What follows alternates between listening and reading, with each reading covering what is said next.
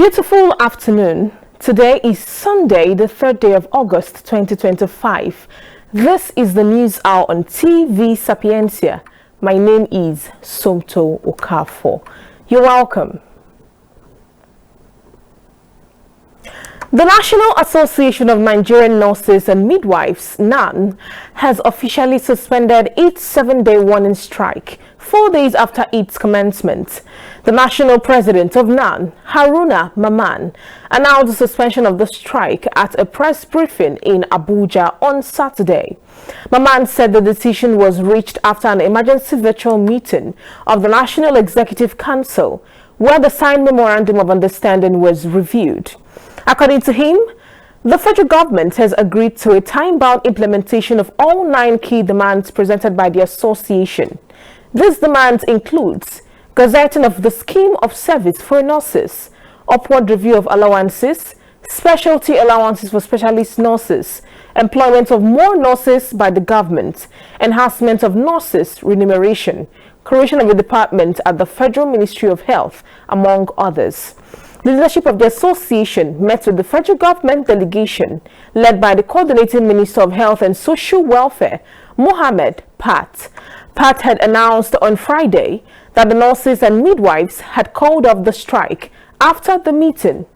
Recall that nurses and midwives under the association had commenced a warning strike on July 29, 2025, following what the union described as the government's failure to respond meaningfully to its 15-day ultimatum issued on July 14, 2025.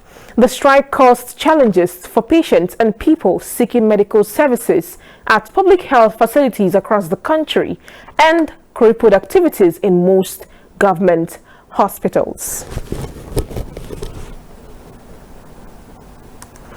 The Nigerian Guild of Editors, NGE, has strongly condemned the closure of Badegi radio station by Governor Mohammed Umar Bago of Niger State, describing the move as a blatant attack on press freedom and democracy in Nigeria. In a press release issued on Saturday and jointly signed by NGE President Eze Anaba and General Secretary Onoha Uke, the editors decried what they called an act of censorship and intimidation, warning that such actions undermine the pillars of democratic governance and the right to free expression.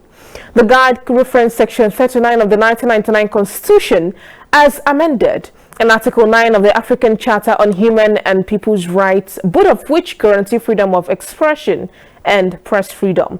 It criticized Governor Bago for acting outside his jurisdiction by unilaterally ordering the station's closure, stressing that only the Nigerian Broadcasting Commission, NBC, has the authority to sanction broadcasting outfits, and only after conducting a proper investigation into alleged misconduct. Recall that the Niger State Governor, Farmer Mohammed Umaru Bago, had last Friday ordered the closure of Badegi FM radio station for inciting violence. The governor gave the directive during the expanded Niger State APC caucus meeting held at the government house, Mina. He explained that the decision was taken because the daily activities of the radio station have been unethical. Also, the Socio-Economic Rights and Accountability Project, SERAP, has given Umar Bago, governor of Niger State, to immediately reverse the arbitrary and unlawful decision to strip Badegi FM radio station of its license, reinstate the station's license, withdraw his threat to demolish the station's premises, and end his crackdown on freedom of expression and media freedom in Niger State. SERAP also urged him and his government to refrain from weaponizing the National Broadcasting Commission, NBC, and law enforcement agents to further crack down on Badegi FM and to uphold his constitutional oath of office to protect Nigerians' freedom of expression and media freedom in Niger State. The letter was dated 2nd August 2025 and signed by SERAP's Deputy Director, Kola Wole Oluwadare.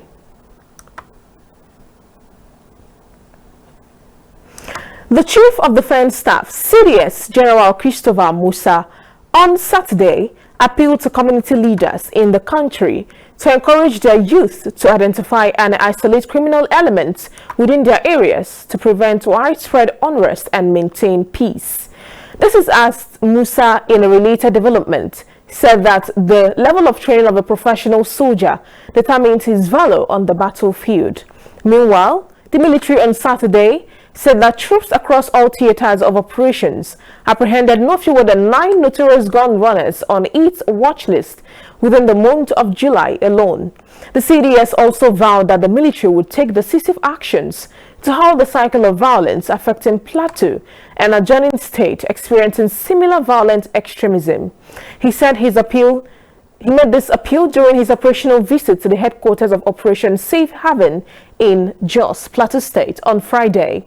A statement by Acting Director of Defense Information, Brigadier General Toko Gasol, said that the CDS reassured Nigerians that the Armed Forces of Nigeria is reevaluating its strategies to prevent bandit attacks on communities in Plateau State and other places within Operation Safe Haven's area of responsibility.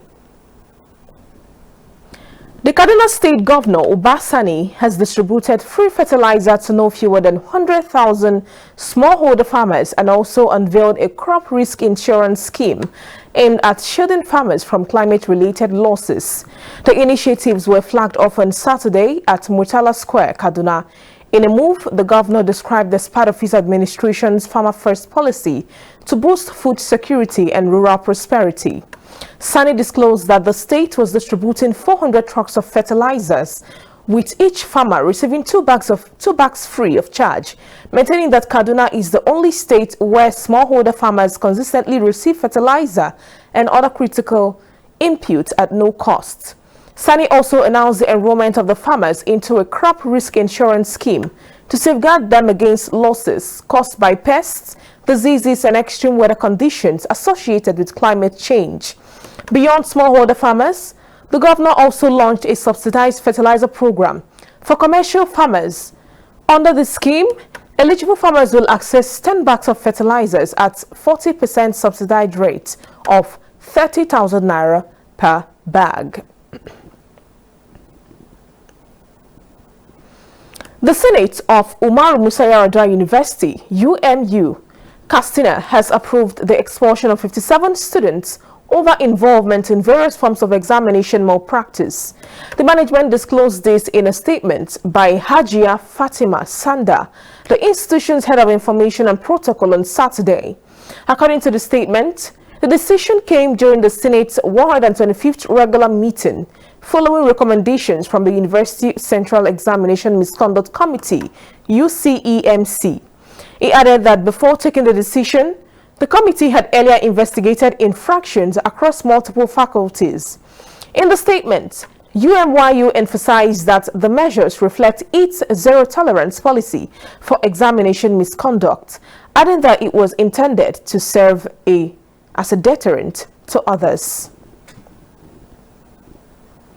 On the sports news, Nigeria's senior women basketball team, the Tigress, on Saturday advanced to the final after defeating Senegal 75-68 in a heated AfroBasket 2025 semi-final in Côte d'Ivoire. The news agency of Nigeria, NAN, reports it was a neatly contested encounter, with 11-time champion Senegal chasing a record-extending 12th continental title. Nigeria, already on a 4-title winning streak, were equally determined to maintain their dominance and extend their impressive championship run. It was a clash of the titans, as the Tigress narrowly won the first quarter 22-17 in a fast-paced and closely fought contest. Nigeria maintained momentum, edging the second quarter 21-20 in spite of Senegal's resilient and aggressive display. The Tigress lost steam in the third quarter, allowing Senegal to dominate with a huge 21-9 turnaround that shifted the game's momentum.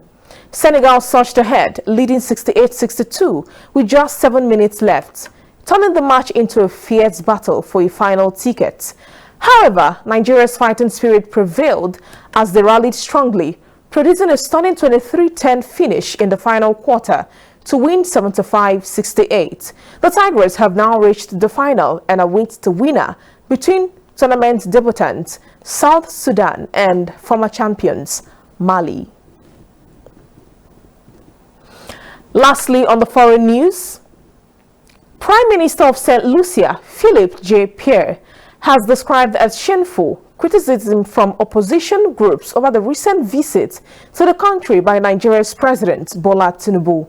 In a speech to mark the nation's 2025 Emancipation Day in Castries on August 1, Pierre strongly condemned the backlash against the visit of the Nigerian president, describing the criticism as shameful and disgraceful.